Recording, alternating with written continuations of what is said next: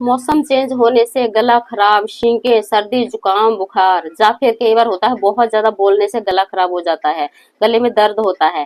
तो सिंपल उपचार इस तरीके से, ऑरेंज कलर लेना है, स्केच पेन ले लो या मार्कर ले लो। आपको करना क्या है, ये थंब का नीचे वाले ज्वाइंट पे ऑरेंज कलर इस तरीके से पूरा लगा देना है। इस ज्वाइंट पे लगा दिया, इस पे भी लगा दिया, दोनों हाथों में ये करना है। और एक यहाँ पे नोज का आता है, यहाँ पे आपको इस तरीके से जब हम नोज पे भी लगा देंगे तो वहां से जो बाहर जम्स आ रहे थे, जब वायरस आ रहा था, वो यहीं पे आके रुक जाएगा। ये हमने नोज पे लगा दिया, बीच वाला ज्वाइंट और नीचे वाला ज्वाइंट, दोनों हाथों पे इस तरीके से आप करेंगे तो सारी प्रॉब्लम, सर्दी, खांसी, छींके, बुखार सब खत्म हो जाएगा।